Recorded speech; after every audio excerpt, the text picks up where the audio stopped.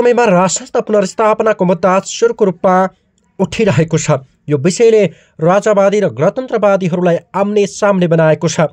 यति मात्र होइन, गणतन्त्रवादी र राजतन्त्रवादी बीच वारपारकै लडाइँ हुने सम्मको चर्चा पनि अहिले राजनीति वृत्तमा भइरहेको छ। यो विषयले नेपाली जनतालाई नै दुई कित्तामा विभाजित गरिदिएको छ। एक थरीले राजाको पक्ष पोषण गरिरहेका छन् भने अर्को थरीले गणतन्त्रको विकल्प राजतन्त्र हुन नसक्ने भन्दै गणतन्त्रको पक्षमा वकालत गर्दै आएका छन्। उसो त बेला बेला जुर्मुराइरहने राजावादीहरूको आन्दोलन कुनै नौलो विषय त पक्कै पनि थिएन। तर पछिल्लो समयमा भने राजावादीहरूले सक्रियता बढाएसँगै उनीहरूले विभिन्न समयमा गर्दै आएका आन्दोलन र गत फागुन 25 गते राजधानी काठमाडौँमा गरेको शक्ति प्रदर्शनले उनीहरूको आन्दोलन पनि थप बलियो बन्दै गएको सम्मको चर्चा पनि हुन थालेको छ। गणतन्त्र स्थापना भएको लामो समय बितिसक्दा पनि जनचाहना अनुसार नेतृत्वले काम गर्न नसक्दा, अर्थात् नेताहरू जनताको हितभन्दा माथि उनीहरूले आफ्नो राजनीति स्वार्थलाई राख्ने गरेकै कारण, यति मात्र होइन, उनीहरूले जनताको हित, देशको विकास, जनताको सुख भन्दा पनि उनीहरू जता स्वार्थ जता कुर्सी त्यतै केन्द्रित हुने गरेको कुराले जनतामा चरम निराशा छाएको छ। जनताहरू वर्तमान व्यवस्थाको नेतृत्वप्रति सन्तुष्ट देखिन्छन्। जनतामा छाउँदै गएको वितृष्णालाई ध्यानमा राखेर बौकामा चौका हान्न खोजेका पूर्व राजा ज्ञानेन्द्र शाहले प्रजातन्त्र दिवसको अवसर पारिदिएको शुभकामना सन्देशले हौसिएका राजावादीहरूले देशभर आन्दोलनका कार्यक्रम नै अगाडि बढाएका थिए।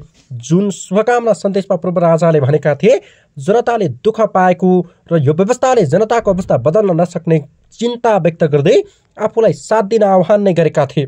त्यसपछि राजावादीहरूले त्यसका विभिन्न स्थानमा आन्दोलनका कार्यक्रम नै घोषणा गरेर विभिन्न ठाउँमा कार्यक्रम पनि गरे, जसको फलस्वरूप गत फागुन 25 गते पोखराबाट काठमाडौँ फर्किएका पूर्व राजा ज्ञानेन्द्र शाहको स्वागतमा झन्डै 25,000 नेपाली नागरिकलाई सडकमा उतारेर शक्ति प्रदर्शन गरेसँगै गणतन्त्र धोका भएको भन्दै उनीहरूले व्यवस्था विरुद्ध नाराबाजी पनि गरे।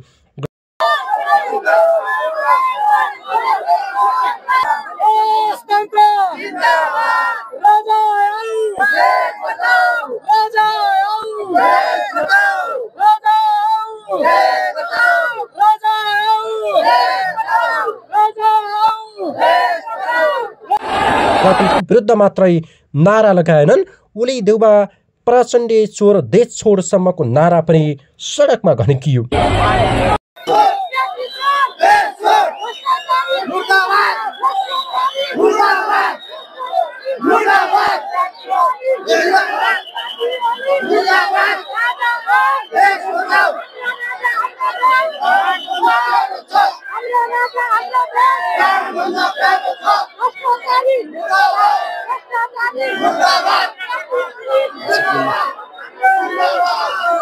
त्यसअघिका राजावादीका गतिविधिलाई खासै महत्त्व नै नदिएको सरकार र गणतन्त्र पक्षधरका नेताहरूले 25 गतेको काठमाडौँमा भएको शक्ति प्रदर्शन अथवा त्यहाँ देखिएको जन उपस्थितिपछि भने धमाधम प्रतिक्रिया दिन थालेका छन्।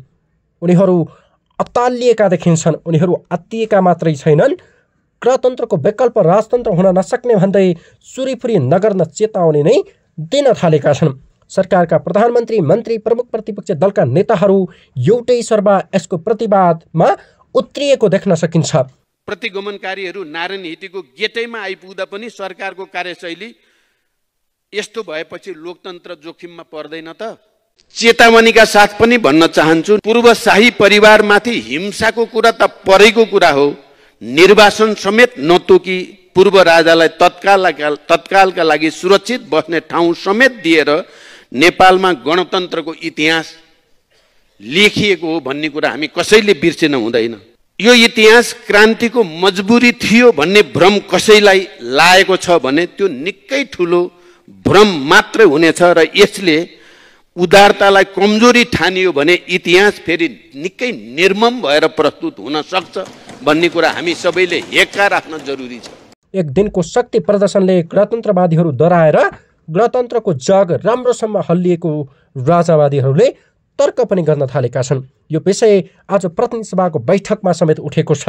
गणतन्त्रका पक्षधरहरूले राजावादीहरूलाई खुला चुनौती दिँदै भनेका छन्, त्यसको प्रतिवादमा रापरपा सांसदले उल्टै प्रति प्रश्न गर्दै उल्टै चेतावनी दिएका छन्। नालायक सरकारले जन्माएको भिड हो यो। 25 गतेको जुन भिड थियो, बुझिराख्नुहोस्, तपाईहरु जति दिनसम्म सरकारमा बस्नुहुन्छ त्यति दिनसम्म यो भिड अझै बढ्दै बढ्दै गएर एकजना मित्रले भूत देख्नु भएछ। लेलिनको भूत हो कि माओवादीको भूत हो, उहाँसँग म सभामुख मार्फत प्रश्न गर्न चाहन्छु।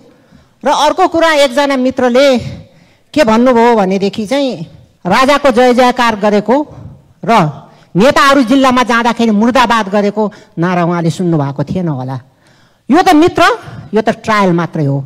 अरू जिल्लाका मान्छेहरू थपिए, अरू 73 जिल्लाका मान्छेहरू थपिए भनेदेखि जुन भिड आउँछ त्यो देखेर नआत्तिनु होला, लुक्ने ठाउँ अहिले नै खोजेर बस्नु होला। विषयले संसदमा आरोप प्रत्यारोप पनि आज चलेको छ। लामो समयदेखि विभाजित राष्ट्रवादीहरू 25 गतेको कार्यक्रममा एक ढिक्का देखिएका थिए, तर सोही दिन उनीहरू बीच खटपट भएको पनि बुझिएको छ। मेडिकल व्यवसायी दुर्गा प्रसाईले पनि पछिल्लो समयमा राष्ट्र पुनर्स्थापनाको मुद्दा बोकेर हिँडिरहेका छन्, अर्थात् उनी सक्रिय देखिन्छन्।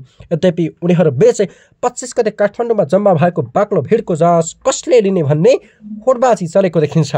आज मात्रै पत्रकार सम्मेलनको आयोजना गर्दै मेडिकल व्यवसायी समेत रहेका अहिलेका राजावादी भनिने दुर्गा प्रसाईले राजेन्द्र लेनदेन, कमल थापा र ज्ञानेन्द्र शाहीमाथि आगो उकल्न भ्याए। अर्को कुरो भन्छु तपाईँलाई, तपाईको पार्टी पहिला सदनबाट राजीनामा दियो, संसदबाट रहने आओस्। भुइँमा आउनु पर्यो नि, भुइँमा आउनु पर्यो नि। ताक परे तिवारी नत्र गोदामी भयो भने भइहाल्यो, भएन भने आफ्नो सदन छँदैछ, आफ्नो फुली छँदैछ, आफ्नो लोगो छँदैछ, हो कि होइन? त्यसले गर्दाखेरि तपाईँहरूले मलाई बेकुफ सम्झेको होला, नपढेको बेकुफ सम्झेको होला। हाम्रो ज्ञानेन्द्र शाही हुनुहुन्छ नि, माथि जुम्लाको यार्सा गुम्बा खाएको भाइ, उहाँलाई पनि त्यसरी फोटो नखिच्नुहोस्। तपाईँको पपुलारिटी पनि देखेको छ। मैले अभियान चलाएको, म अभियानमै रमाएको छु। यसले पनि प्रश्न गरिदिएको छ कि राजा फर्काउने आन्दोलनको अगुवाई कसले गर्ने र को नेता बन्ने भन्ने कुरामा राजावादीहरू बीच नै मतभेद देखिएको छ। सुरुमै उनीहरू पदको लोभमा तछाड मछाड गर्न थालिसकेका छन् भन्ने प्रष्टै देखिएको छ।